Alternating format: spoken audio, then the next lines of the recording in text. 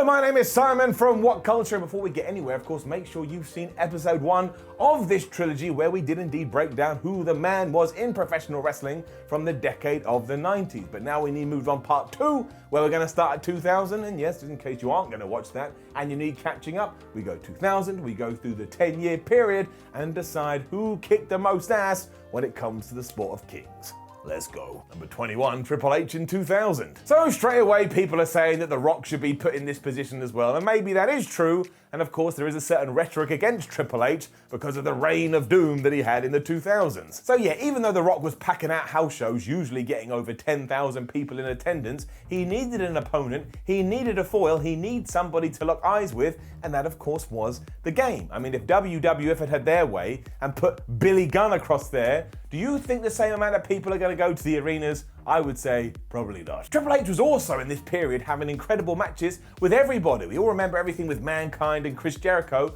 but he even fought Taka Michinoku on a Raw once, and it was the best thing I'd ever seen in my life. When he finally did get to the main event, I will argue until the cows come home that he also elevated everybody else, and that's why he gets the shout out here. Number 20, Kurt Angle in 2001. One of the first years when WWF thought it would be a great idea to push the brand as opposed to pushing certain superstars, you know, because WCW died, it was also when certain fans went, well, no, if you're going to do that, I'm just going to turn off. I want to see larger-than-life characters. I don't care about the 3 initials that are on the marquee. This was also largely because somebody had the great idea to try and turn Steve Austin heel, so nearly every single person that had been drawn to wrestling during this period went, well, I don't want to boo that guy. So if that's the story you're telling, once again, click, and they went off to, I don't know, watch football. The thing is though, while TV ratings and gates were going down, when we got to SummerSlam and we did indeed pitch bad guy Stone Cold Steve Austin against Kurt Angle, the American hero, well, that did an incredible pay-per-view buy, so all of a sudden went, the Olympic gold medalist, we should treat him, we should put him to the main event. We did,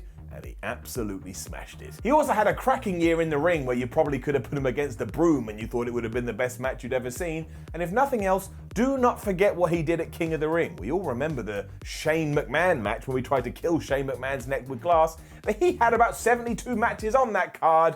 Kurt Angle was an animal in 2001, and he embraced it like a king. Number 19, Brock Lesnar in 2002. Brock Lesnar became the man in 2002 because Vince McMahon looked at him, fell in love, and then told everybody in the company, no matter what else we do this year, you have to let the fans know that the Beast, the next big thing, is exactly that. And if you don't, you're fired. I don't know if he did say that, but I assume it was true. Now, it wasn't all peaches and cream, because by the time we got to the King of the Ring, which he won, well, it did a little bit of a disappointing buy rate. But that all changed when we got to SummerSlam, which was a damn good event, and saw Lesnar beat The Rock for the championship, and we were off to the races. He then got put over wonderfully by The Undertaker in the latter part of 2002, and throughout all of this, he just kept getting better and better. Like, if you've got the patience for it, watch from January through to December, and by the end of the year, he's like a completely different human being.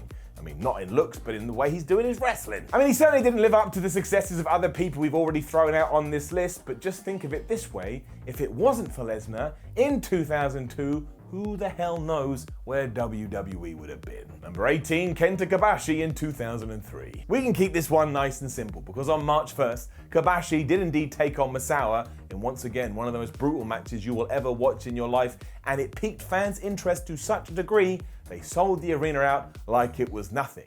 And given that this was Noah they were wrestling for, that was unheard of. Still considered by many as the best wrestling match of the entire decade, it was also drowning in story because these two had met time and time before, with Misawa winning every single one. But everyone decided this was the time to change that. Kobashi won, fans cried, he was the man, he was the king, and even though, yes, admittedly, these two were past their prime at this stage, they dialed the clock back here, and you cannot say fairer than that. Number 17, Kenta Kobashi in 2004. And using everything we just talked about, Kobashi went into 2004 and just built and built and built and took on every single newcomer. He won and he won and he won, and he just poured fire on this idea that the money was in the chase. No, it wasn't. It was about winning all the time and being an absolute badass, and throughout all of this, he even added to his range. He was like a veteran actor. No matter what match you want to go to here, be it Akiyama, Kenta, or the Gladiator, he was just pulling people in for all over the place and putting on performances that nobody else could touch.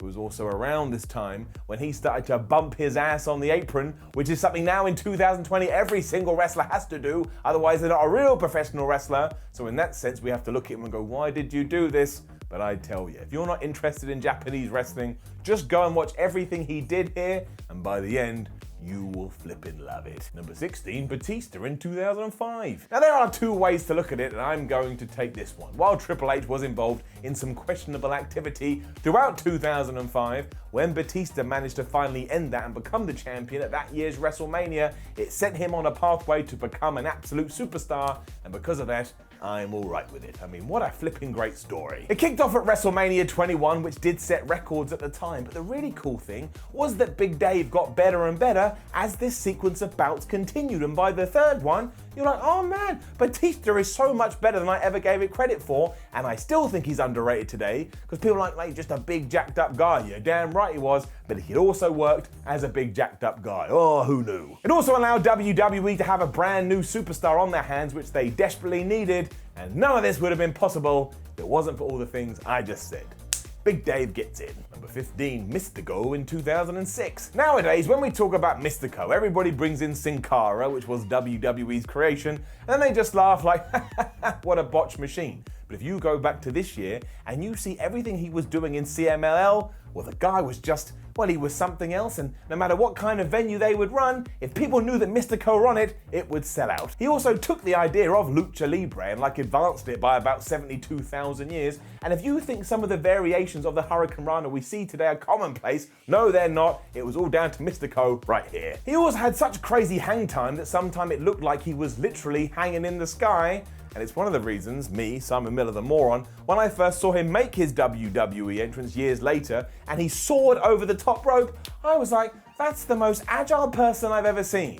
Then I learned about the trampoline and I had to go wash my face. He also somehow managed to get over as a submission specialist, meaning no matter what kind of match type you wanted to put him in, he had the answers. Once again, if you're not into Mexican wrestling, this is the dude that will probably change your mind. Number 14, John Cena in 2007. In 2007, John Cena was the biggest box office draw in the business, and having that world championship over his shoulder was as synonymous with the man who can't be seen as it was for Hulk Hogan in the late 80s and early 90s. Also, don't forget, throughout this 12-month period, he really did develop as a performer, and he only gets badness thrown at his way now because of everything that was going to happen after. His war with Umaga at Royal Rumble is severely underrated. His match with WrestleMania against Shawn Michaels is one of the best, and he even somehow managed to get a kind of decent bout out of the Great Khali.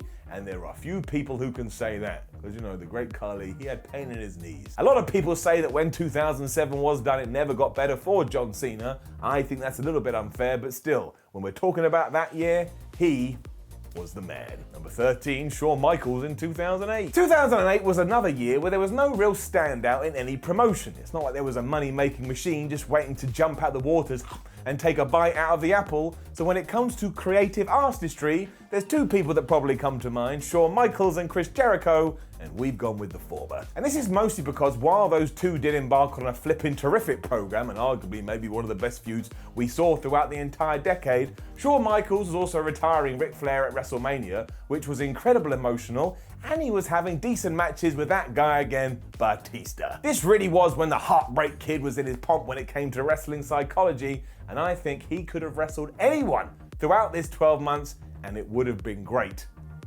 That's why he's here. Number 12, John Cena in 2009. Now, I'm not saying he had the best matches in 2009, but once again, who was drawing more money here than John Cena? The answer is nobody. As much as people wanted to go boo, boo, kids absolutely loved him. He was selling merchandise like it was going to get out of fashion. He was just making financial buck. And if you want to get into some of the feuds he was having, yes, most of them were quite lackluster. Like he fought Randy Orton about 112,000 times. And even though he went back to it with Edge, The Big Show, and The Miz, all of these felt like lesser programs than what he'd done before. There was also that Royal Rumble match with JBL that no one ever remembers now because they too had done better. But don't forget what we're talking about here. If it wasn't for John Cena in this period, I actually fear for WWE, which is why he was on top for so flipping long. You can't argue with facts, and there were a bunch of facts. Again, make sure you check out episode 1 and make sure you keep an eye out for episode 3, which will of course start in the next decade.